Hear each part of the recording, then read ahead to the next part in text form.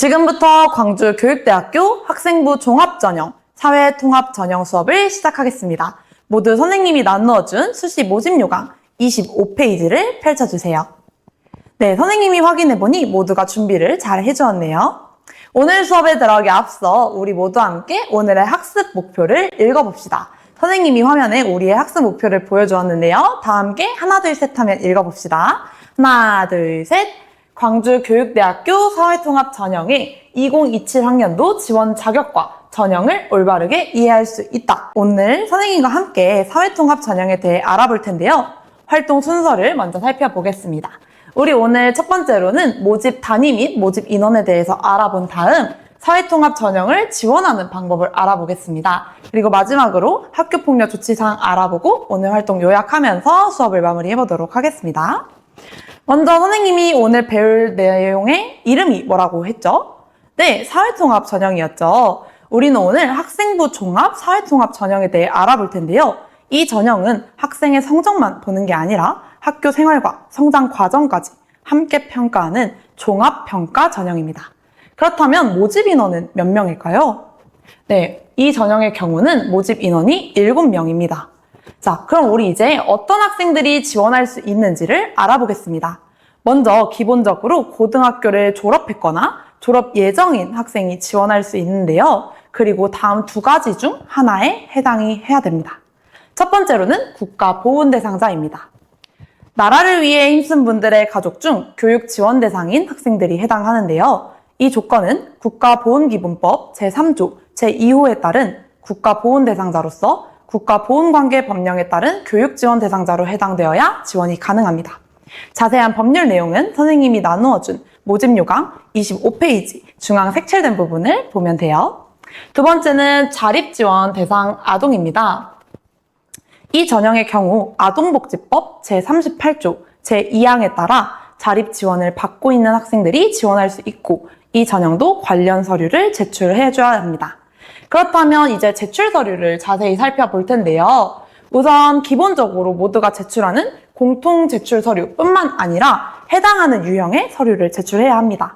먼저 국가보훈 대상자는 대학 입학 특별전형 증명서 일부와 가족관계 증명서 일부가 필요합니다.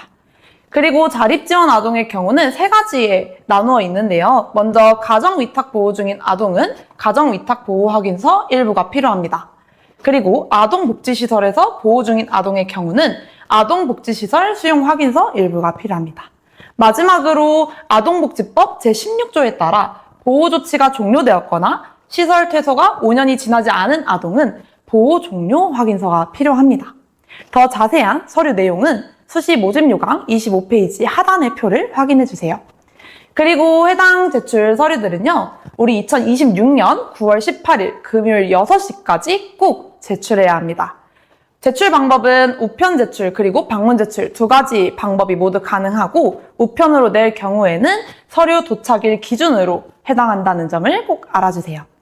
자, 그렇다면 사회통합전형은 어떻게 선발할까요? 총 2단계로 학생을 선발하게 되는데요. 1단계에서는 학생부와 제출 서류를 평가하며 여러분이 학교 생활을 얼마나 성실하게 했는지, 어떤 활동을 했는지 등을 살펴보게 됩니다.